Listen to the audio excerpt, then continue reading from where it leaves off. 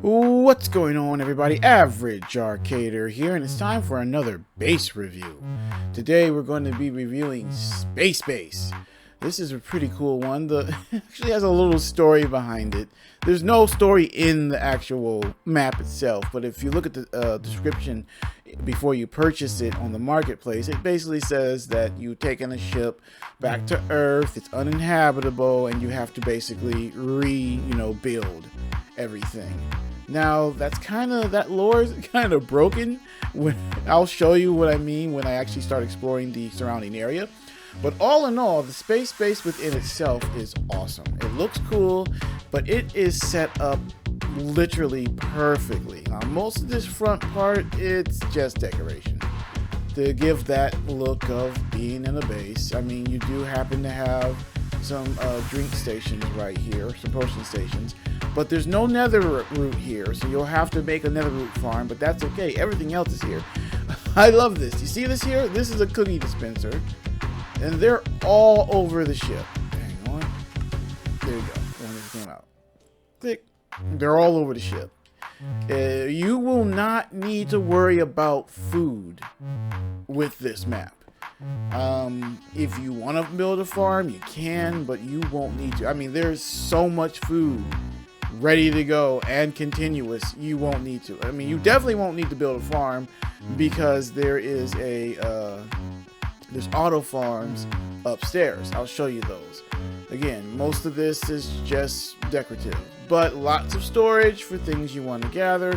But then again, like I said, I like this look at this front. You really never need to do anything here.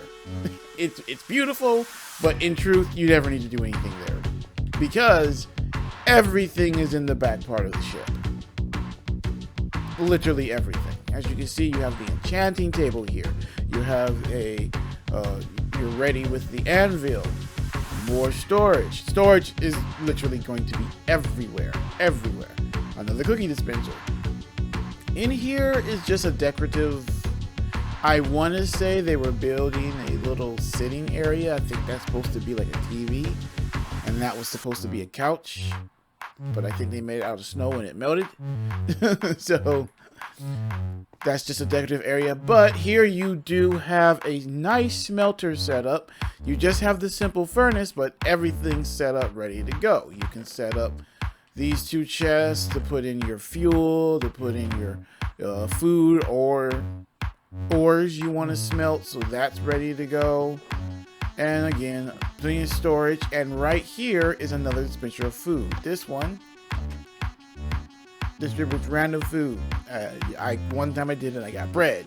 One time I did it, I think I got fish. So random food right there in that dispenser.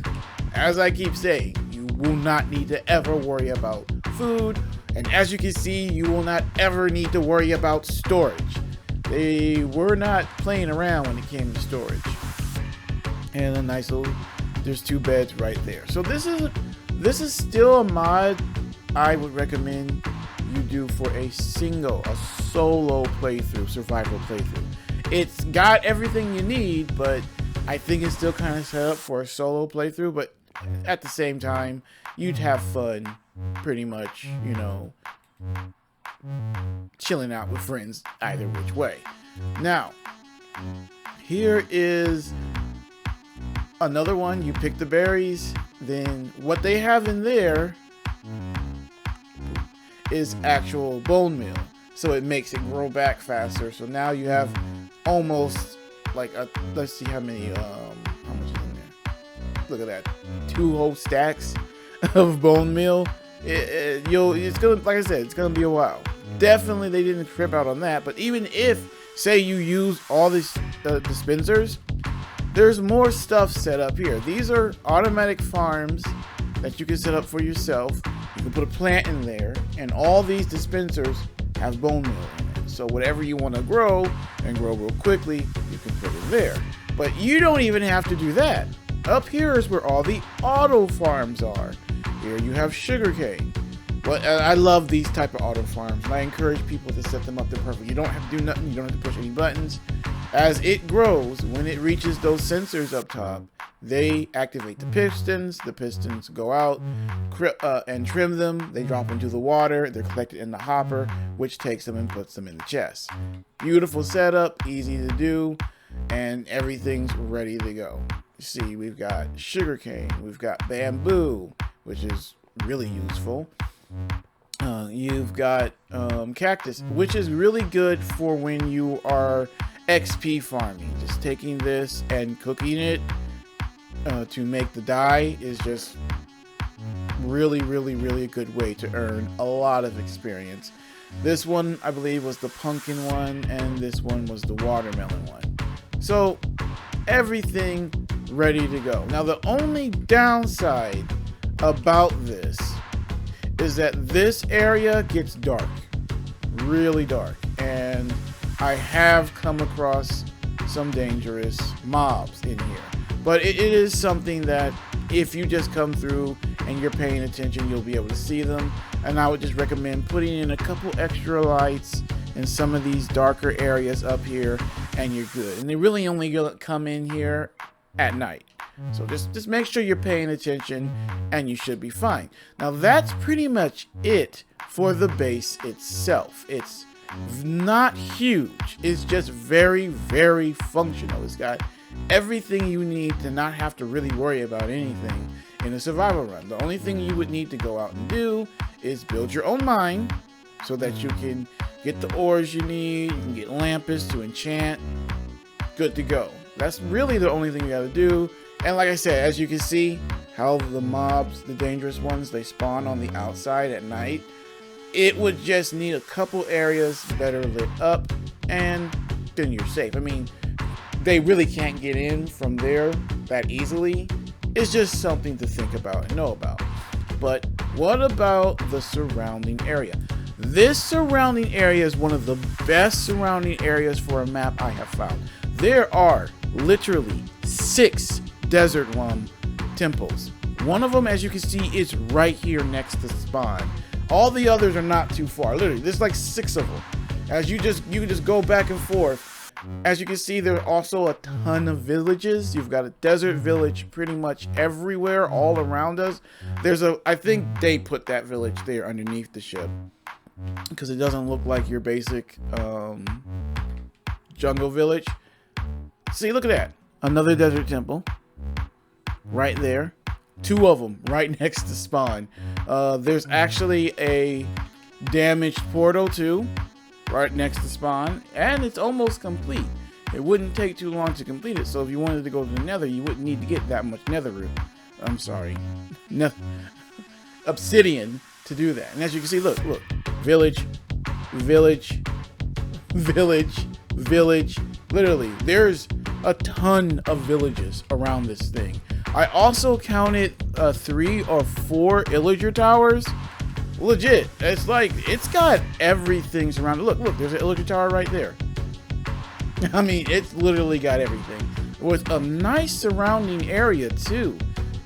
Cool places to build. I mean, I get ideas just looking, but you've got plain biome, you've got birchwood, you've got mountains, you've got desert, you've got a mushroom for dark forest. There's pretty much everything here. Savannah, right next to the desert over here. I really like this formation over here too. We have a mixture of the cliffs and the savannah right here. I really like that little setup there. That looks really nice. I bet people could build some pretty cool things with this spot right here. And as you can see, again, just looking off in the distance, still more villages, pretty much as far as the eye can see. Look, another illager tower over there. So this map is one of the best maps, and that's what brings me back to, like I said, the story is that the world's been uninhabitable for years, and you're coming back to rebuild, but there's literally villages everywhere. There's like 100 villages in the surrounding area, no joke. It's like, well, you're here to rebuild. Well, someone's already rebuilt. I mean, it's just something they did. They give a story for the ship. I'm pretty sure it's not something that they really were like, oh, you know, going out of their way to try to set up. But I mean, this is still a beautiful, beautiful base, especially at night when it's lit up. And it's set up perfectly. It functions really well. They have so many things just sitting there ready to go. You can go out, start clearing out these temples, start clearing out the illager towers, or setting up farms for the illager towers, which are actually not too hard to do even in survival. I've seen people do it and it produces quite a bit of stuff. So you're pretty much ready to go for a really good survival playthrough, especially if you bring some friends along. Like I said, the base itself is kind of set up for a single person. There's only 2 beds in it, but if you're going to build off of the base, you could have countless friends in here. There's so much going on in the surrounding area. It's set up perfect for that. So all in all, a really nice base, definitely worth picking up. I definitely do. Razzleberries is the studio that made it, and they are really good at making these base maps and the custom-made spawns. As you can see here, they chose a beautiful seed to put this really, really nice ship. So if you guys are looking for a cool base that you want to play by yourself, or maybe 1 or 2 other friends, this is a one I highly recommend. But that's going to be it for our video today. If you enjoyed, please leave a like, share, and subscribe. And also, please hit that notification button. It really helps the channel grow, and the more we grow, the more I can cover for you guys. But until next time, Average Arcader out.